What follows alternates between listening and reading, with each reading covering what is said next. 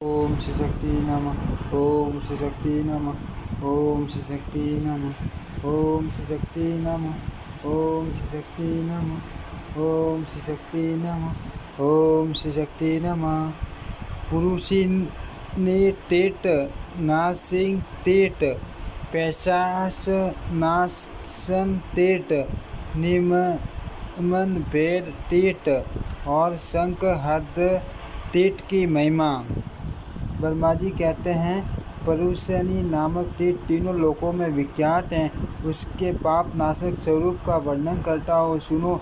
एक बार महर्षि अत्रि ने ब्रह्मा विष्णु और महादेव जी की आराधना की। उन तीनों के संतुष्ट होने पर महर्षि ने कहा,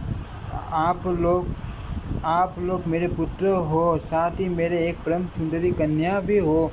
इस वरदान के अनुसार वे तीनों देवता उनके पुत्र हुए। ऋषि ने जो कन्या उत्पन्न की उसका नाम आत्रेय हुआ। अत्रि के तीनों पुत्र क्रमश दत्त, सोम और दुर्वासा के नाम से प्रसिद्ध हुए। अग्नि से अंगिकार की उत्पत्ति हुई। अंगार से उत्पन्न होने के कारिणी उन्हें अंगिरा कहते हैं। महर्षि अत्रि ने अंगिरा से ही अपनी तेजस्वी कन्या आत्रेयी को ब्याह दिया। अंगिरा में अग्नि की तीव्रता का प्रभाव था, अतः वे आत्रेयी से सदा पुरुष कठोर भाषण किया करते थे। आत्रेयी भी सदा पति की सेवा में संलग्न रहती थी। आत्रेयी के गर्भ से मान बलवान और पराक्रमी अंगिरस नामक पुत्र हुए।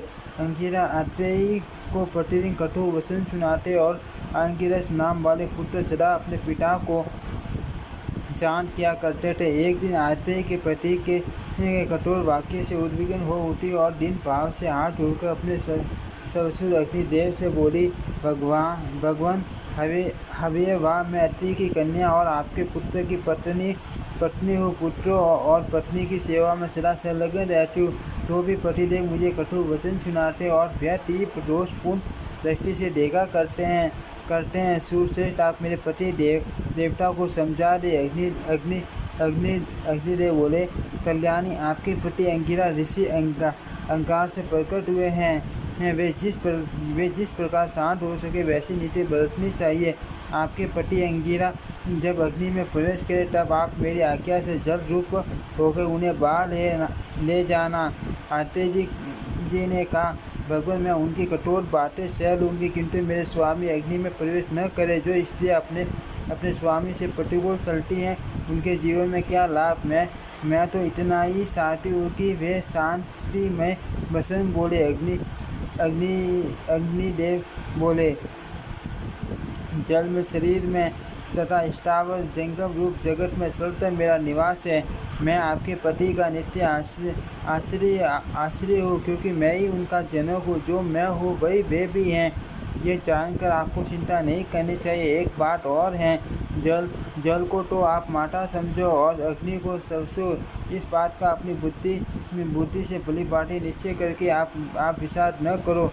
आत्रेय जी ने कहा, भगवान आप जल को माता कहते हैं और मैं आपके पुत्र की पत्नी हूँ। जन्य होकर फिर पत्नी कैसे रह सकूँगी। जल का रूप धारण करने से यह विरोध सामने आता है। अग्नि बोले, स्त्री पहले तो पत्नी होती है, फिर स्वामी का भरण पोषण करने से भार्या बनती है। पुत्र का जन्म देने पर उसे जाया कहते हैं।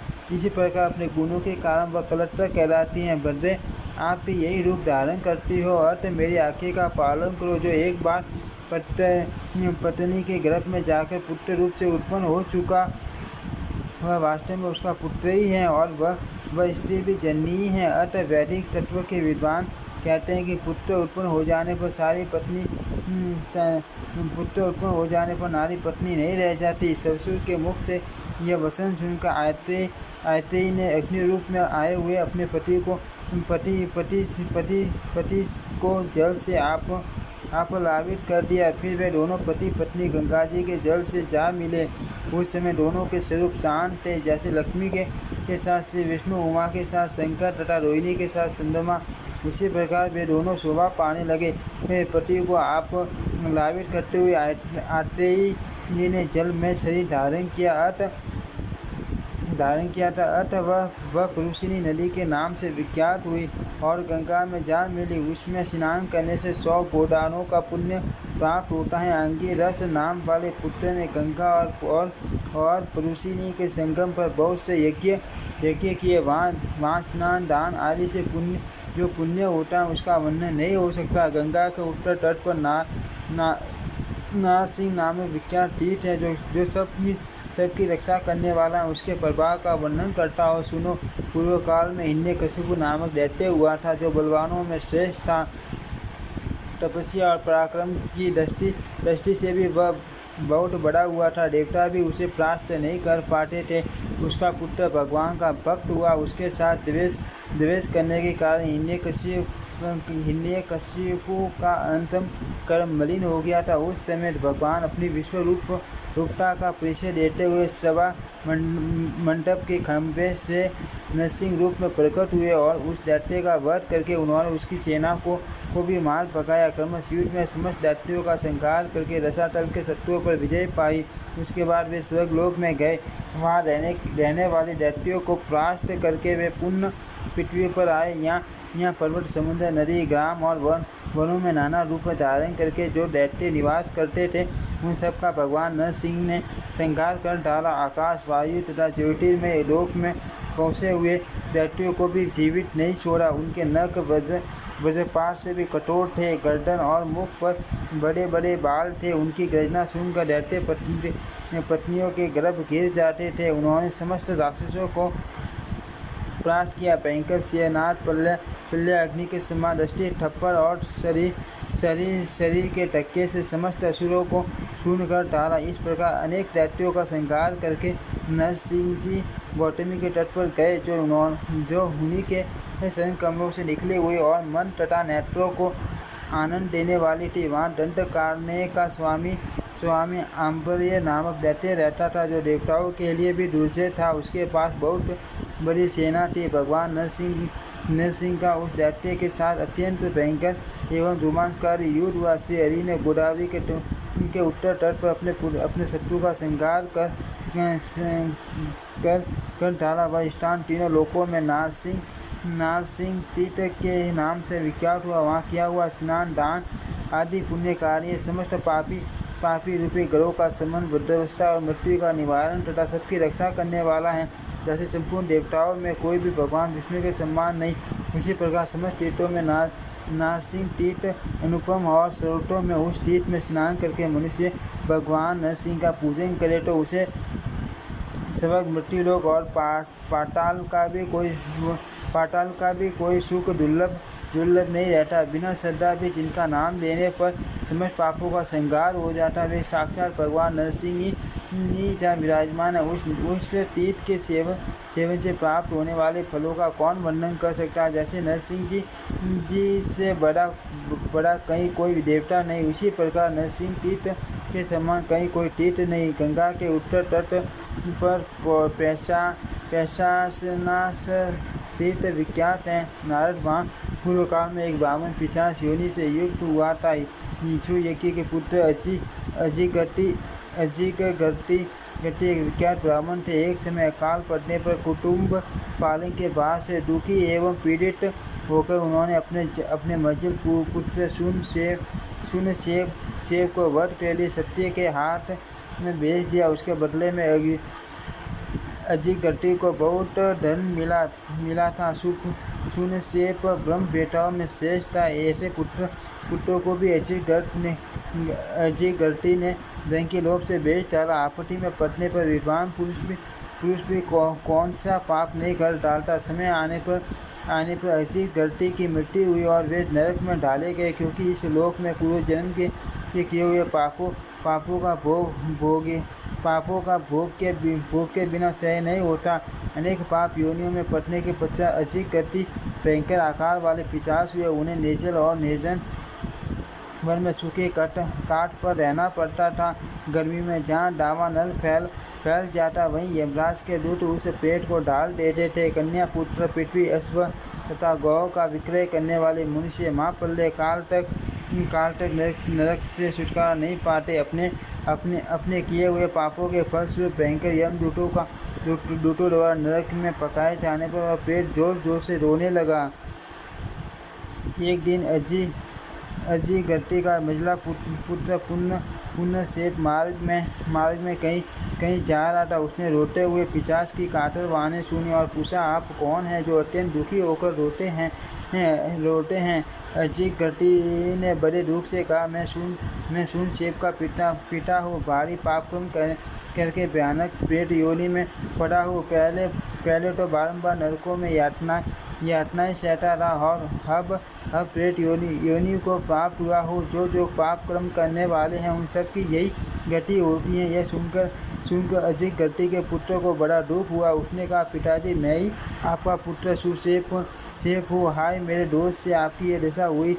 मुझे बेचने के कारण आपको इस प्रकार नरकों में आना पड़ा है। अब मैं आपको स्वर्ग में पहुँचाऊँगा। ऐसी प्रतिज्ञा करके उसने गंगा जी का चिंतन किया और पिता को उत्तम लोक प्राप्त कराने की चेष्टा में संलग्न वो वहाँ से चल दिया। उसने सोचा, जो संपूर्ण दुख रूपी अग्नि से संतप्त हैं और मोह के महासागर में डूब रहे हैं, उन देहधारियों के लिए गंगा जी को छोड़कर तीनों लोकों में दूसरा कोई सहारा नहीं है। ऐसा निश्चय करके पिता का दुर्गति से उद्धार करने की कामना लेकर सुसेप पवित्र भाव से गौतमी के तट पर गया और वहां स्नान करके भगवान विष्णु और शिव का स्मरण करते हुए उसने प्रेत रूपी दुखी पिता को जल दिया। जलांजलि देते ही अजी गट्टी ने पवित्र होकर परम पुण्य में दिव्य शरीर धारण कर लिया और विमान पर बैठकर देश समुदाय से सेवित वैकुंठ धाम को प्रस्थान किया। गंगा, भगवान विष्णु, शिव और ब्रह्मा जी के प्रभाव से अजी गट्टी हजारों सूर्य के समान तेजस्वी रूप धारण करके वैकुंठ धाम में रहने लगे। तब से यह स्थान पैशानाश तीर्थ के नाम से प्रसिद्ध हुआ। उसके स्मरण मात्र से मनुष्य के बड़े बड़े पाप नष्ट हो जाते हैं। नारद, इस प्रकार मैंने आपसे इस तीर्थ का महात्म्य सुना है। यहाँ और भी 300 तीर्थ हैं जो भोग और मोक्ष प्रदान करने वाले हैं। निमन भेद नामक तीर्थ सब पापों का नाश करने वाला है। वह गंगा के उत्तर तट पर है। उसकी प्रसिद्धि तीनों लोकों में है।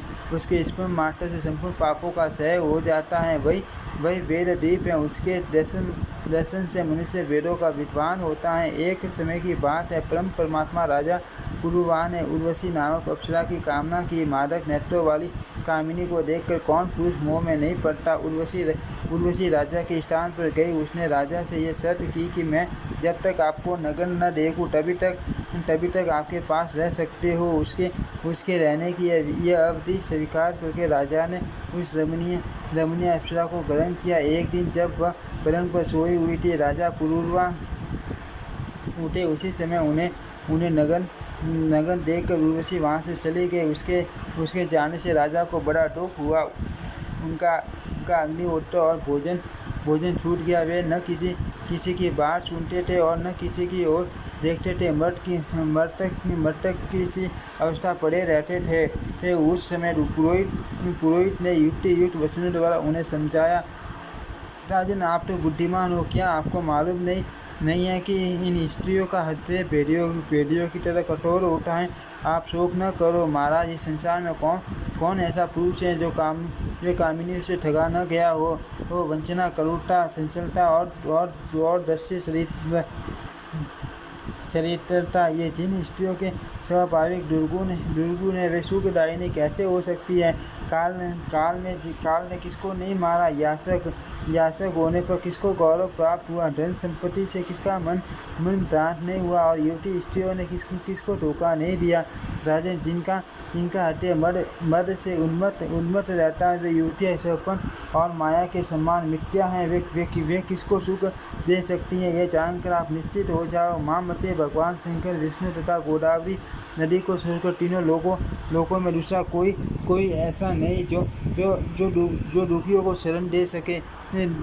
पुरोहित का यह कथन सुनकर राजा ने यत्नपूर्वक अपने दुख को दूर किया। वे गोदावरी के मध्य भाग में जहाँ रेतते रहकर भगवान शिव, विष्णु, ब्रह्मा, सूर्य, गंगा तथा अन्य देवताओं की आराधना करने लगे। जो विपत्ति में पड़ने पर तीर्थों और देवताओं का सेवन नहीं करता, वह काल के वश में पड़ा हुआ जीव किस दशा को प्राप्त होगा। राजा पुरुरवा एकमात्र भगवान के शरण हो उत्सुकतापूर्वक गौतमी का सेवन करने लगे। संसार की ओर से उनका मन हट गया और भगवान के भजन में उनकी बड़ी श्रद्धा हो गई। उन्होंने ऋत्विजों को साथ लेकर बहुत दक्षिणा वाले अनेक यज्ञों का अनुष्ठान किया। तब से वह स्थान वेद द्वीप और यज्ञ द्वीप कहलाने लगा। वहाँ सदा ही पूर्णिमा की रात में उर्वशी आया करती हैं। जो मनुष्य उस द्वीप की प्रदक्षिणा करता है उसके द्वारा समुद्र सहित पृथ्वी की परिक्रमा हो जाती है। जो पुण्यात्मा वहाँ वेदों और यज्ञों का स्मरण करता है उसे वेदों के स्वाध्याय और यज्ञों के अनुष्ठान का फल मिलता है। उसको एल तीर्थ जाना चाहिए। वही पुरुरवस तीर्थ हैं। उसे ही वशिष्ठ तीर्थ और निम्न भेद तीर्थ भी कहते हैं। राजा पुरुरवा के किसी भी कार्य में कुछ भी निम्नता नहीं होती। एक ही कार्य उनसे निम्न श्रेणी का हुआ, यह कि सर्वथा उर्वशी में आसक्त हो गए थे। परंतु गौतमी, गंगा और महर्षि वशिष्ठ ने उनके इस निम्न तत्व का भी भेदन कर दिया। इसलिए वह तीर्थ निम्न भेद के नाम से प्रसिद्ध हुआ। वह प्रत्यक्ष और परोक्ष दोनों प्रकार के अभिष्ट की सिद्धि देने वाला है। जो निम्न भेद तीर्थ में स्नान करके इन देवताओं का दर्शन करता है उसके इस लोक और परलोक में कुछ भी निम्न नहीं होता। वह सब प्रकार से उन्नति को प्राप्त हो स्वर्ग में इंद्र की भांति सुख भोगता हैं। उसके आगे शंखहर नामक तीर्थ है। वहाँ शंख और गदा धारण करने वाले भगवान निवास करते हैं। उस तीर्थ में स्नान करके मनुष्य भवबंधन से मुक्त हो जाता है। वहाँ का इतिहास बतलाता हूँ जो भोग और मोक्ष देने वाला है। पूर्व काल में सतयुग के आरंभ में ब्रह्मांड के भीतर अनेक रूपधारी राक्षस उत्पन्न हुए जो साम वेद का गान करने वाले थे। वे बलोन्मत्त राक्षस हाथ में आयुध धारण किए मुझे खा जाने के निमित्त आए। उस समय मैंने अपनी रक्षा के लिए जगत गुरु भगवान विष्णु को पुकारा। उन्होंने अपने शक्ल से राक्षसों का संहार करके पाताल को निष्कंटक और सबक को शत्रु शून्य बना दिया। फिर उन्होंने अत्यंत हर्ष में भरकर शंख बजाया जिससे समस्त राक्षस नष्ट हो गए। श्री विष्णु शंख के प्रभाव से जिस स्थान पर यह घटना हुई वह शंख तीर्थ कहलाया जो मनुष्यों के लिए सब प्रकार से कल्याणकारक समस्त अभिष्ट वस्तुओं का दाता, स्मरण मात्र से मंगलदायक, आयु और आरोग्य का जनक तथा लक्ष्मी और पुत्र की वृद्धि करने वाला है। उसके महात्मा है के स्मरण अथवा पाठ मात्र से मनुष्य समस्त अभिलषित वस्तुओं को प्राप्त कर लेता है। ओम श्री शक्ति नमः। ओम श्री शक्ति नमः। ओम श्री शक्ति नमः।